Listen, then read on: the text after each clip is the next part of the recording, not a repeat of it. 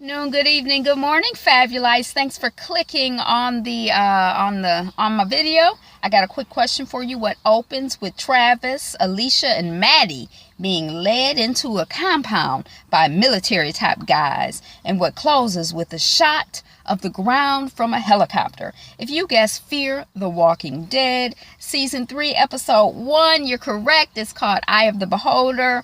I'm a very casual watcher of this series. I have been, so it's gonna take me a minute to kind of like get my note-taking system together, because some of these people's names and stuff I don't know so well. Okay, so let's see how we got from opening to closing, and thanks for being here. So we open with the three of them, the family being walked into an armed, restricted military type area, and it's a huge complex. The man is separated off from the women, and he's weighed and measured and given a number. And then he's locked up. And when he's locked up, he notices, or we notice, either immediately or shortly thereafter, that Nick is there. That's the son that Mama Maddie has been looking for. She's been looking and looking and looking for a son. And we done stumbled upon the son. And he Travis lets Nick know, look, your mother and your sister are here. And then we see the mother and the sister. They're in a room. It's like an office type room. And the mother in particular is searching around. Troy comes in. He's got on a uniform and he's offering them tea. So they're in a very pleasant environment, relatively pleasant. I don't know what to do. It's a glare right here. It's right there. It's like God is beaming down on me. So they have a relatively pleasant situation compared to where the men are. And it seems that people have been separated off. At first, I thought that people were separated off, men in one direction and women in another direction. But we realize that that's not necessarily the case. So when Troy comes in, he's like, why are you traveling north from Mexico? And, the mother says something about a friend. And, he's like, oh, the friend that's with you now. And she's like, no, another friend. And Troy, I'm trying to figure out Troy's deal. Like, at first I was like, is he liking her? Like he's into her like sexually, or is he liking her like she's a mother figure? He seemed a bit young to be into her, but people be into all kinds of things. But I could pick up some kind of attraction or interest in her, or that's what I felt like. And then we see Troy, and he's the boss of a group of people. We realize, so we're back with the men, which I told y'all I thought was the men. And I'm like, are they doing experiments? And yeah, they do seem to be doing experiments.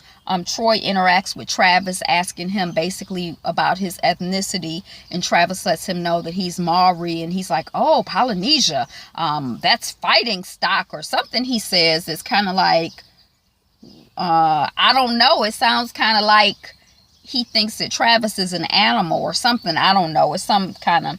and then I noticed that there's a woman with them that Troy shoots. Is there a woman with them that Troy shoots? So I don't know what happened. But anyway, yeah, maybe Troy does shoot. You know what? Maybe Troy does shoot the woman. It was kind of hard for me to figure out what was going on. So, but I'm going to catch up. Because, I'm going to catch up, y'all. And then we see back in the office, Alicia has a knife she's letting her mother know, and she says she hid it away without thinking before they were taken. So that's good. It's good to have some kind of weapon, something. Stephen, so then we're back and we meet this guy, or encounter this guy, learn about this guy named Stephen, and he's with Travis. He says he can get Travis and them out. He seems to have the lay of the land. And Stephen, he says, you've got 0 options, and 0 time. The keepers are killing folks and waiting for the resurrection like the military men. It's some kind of experimentation that they're doing, and they're documenting what's going on. And one of the workers says they only got 24 hours. So, let's go ahead and go all out. Instead of killing one person at a time, let's kill 2 people. And they picking people, and, the people are, no, screaming for their lives and stuff. And then they kill the people. And, it's kind of like a terrible, situation. But then we're watching, The Walking Dead and Fear the Walking Dead. So there's a lot of terrible situations in this show. Okay. So back in the office, we see Maddie. She's waking up, and Troy is taking notes, and he seemed to be staring at her to me, but he's definitely taking notes. And Maddie asked him about it. Now, Alicia is still asleep on the couch, and he's like, I'm a bit of a naturalist. So I guess he fancies himself kind of a scientist. He's probably documenting his thoughts or his observations, right? He says he's taking observations or something. And she asked him, or he volunteers, and, she finds out that she passed the screen, and she's like, well, what about Travis? And he's like, well, there's a different criteria. Is it a different criteria because he's colored or more colored than her? Is this like a separation of the white folks here and the colored folks here? Because it is a woman in that group that I thought was all men. And he had asked, are you Latino? So anyway, we got that going on. And he says that he's not a monster. So that's another thing. A lot of times when people are racist and have racist ideas or crazy, they be like, I'm not crazy. I'm not a racist. I'm not a misogynist. And those are the main people who, hate black people or have issues with black people, have issues with women, whatever. So that gives you the hint right there. When they say, I am not, they probably are.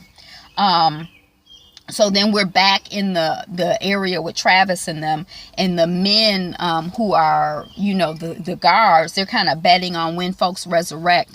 It seems to be like a fun, exciting, adventure for them. Like they're having a ball. They don't seem to be very empathetic or sympathetic. It's like they were probably selected or decided to do this kind of work because they think it's fun to kill people. You know what I mean? That's kind of the vibe you get from them. Oh, what if I do this? Nah, that didn't do nothing. Okay. I'm gonna try to hurry up, and then I don't know what I'm gonna do. Okay. And then Travis confronts him, and he's like, you are murderers. You're not out here, doing science. You're killing folks because you like killing people.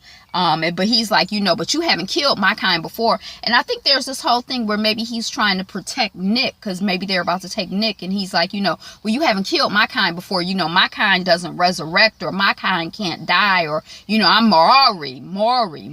I'm from Polynesia. How do you pronounce it? Maori. So anyway, we got that. So then we see Troy, and he is saying, I can take you and Alicia I can take you and Maddie with me. I can take you two white ladies with me home. And Maddie is like, well, what about Travis?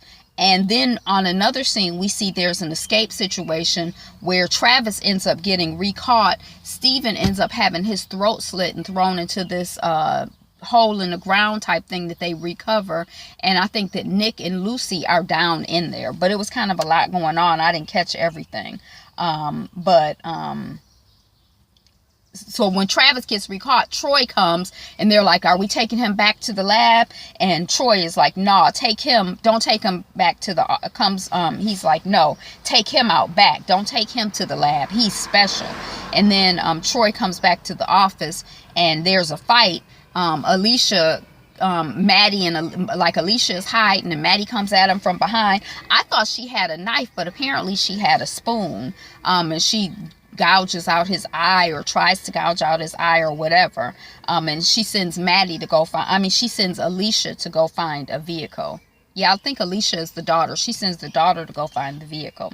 And then we see that Nick had escaped. He had made it through the tunnel, but at the end of the tunnel, he encounters a wall of dead, walking dead people. So he has to go back. And then we see that Travis has been thrown into a pit with the dead. It's kind of like a show, like it's entertainment. The guys, the military guys, are watching and laughing, and you got to fight harder than that. And they're heckling, and it's kind of like, I guess he's like a gladiator or something to them. Like he got to fight to the dead or be killed. But it's all fun and games to them.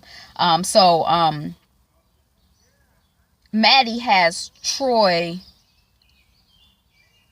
Okay. Dang, I'm all twisted around now. The mother has Troy hostage, and then she's like surrounded by people. And then Troy's brother comes and he's like, you know, you're surrounded. And the mother is like, I just want my family. So she ends up, you know, letting him go and everything. Because he's like, you know, whatever my brother did to you, he probably deserves what's going on. But, you know, don't kill him or whatever. And then the sister hears her brother screaming for his life, so she throws the knife down to him. I think it's the phone, and the knife, and she ends up getting recaptured.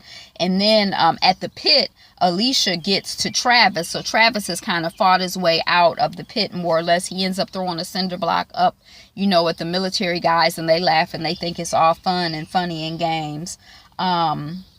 And then the whole family is reunited. So you have Travis and the mother and the daughter, and then Nick is brought into the mix. And then Troy's brother says that Troy is an anomaly. You know, we have a sanctuary, and their father prepared for, you know, he was a prepper. He was prepared, not necessarily for the dead, but for some kind of disaster to come. And he says that Troy won't be allowed to behave that way when they get back home. And I'm trying to figure out why they fighting so hard to get these people to join their compound. Because usually if you have a good situation going, you're trying to minimize the amount of random people just kind of coming through who could mess up what you have going on. And then we see the brothers having an interaction. And Troy is like, Dad gets it. I'll tell him what I learned. I only killed the sick and the dying. And his brother is like, you know, he cast you out to protect the many. That's why Dad sent you here. And then there's this other guy, and somewhere I read that he was like a really, really bad guy, but they all seem bad to me. But he opens his vent because he hears some noise. And then when he opens it up, some rats run out and they attack him. And then he's attacked by a monster, a living dead person, a living dead, you know, one of the Walking Dead. So then there's like a helicopter. I guess the brother has come in the helicopter. The helicopter is ready. That's what they meant by 24 hours. They're going back to the compound. But Alicia, the family is basically like, the mother is like, give me the keys. We're going to go our way. Y'all go your way. We don't want to have nothing to do with y'all. But then some dead are walking around and they're like fighting for their life. And it's like a separation. So with the separation, Travis is in the helicopter. Alicia and Nick are in the truck with a bloody bandage, and I think Luciano is in the helicopter with Travis, Travis, the daughter, and Luciano are in the helicopter, and the mother and the son are in the truck. And then they're all heading off, and the brother Troy is like, we're all going to the same place now, with his bloody eye all bandaged up. And then we see the people in the helicopter. Travis, you know, he's looking down at the ground as they go away. So that was my recap of the episode. I'm still getting oriented. It's different taking notes because there be so much going on this show, but it is one that I have watched since the beginning. So I'm gonna catch up, y'all. But thank you for being here, liking, commenting, subscribing, and thank you for being you, being fabulous you. Have a great day. See you soon. Bye.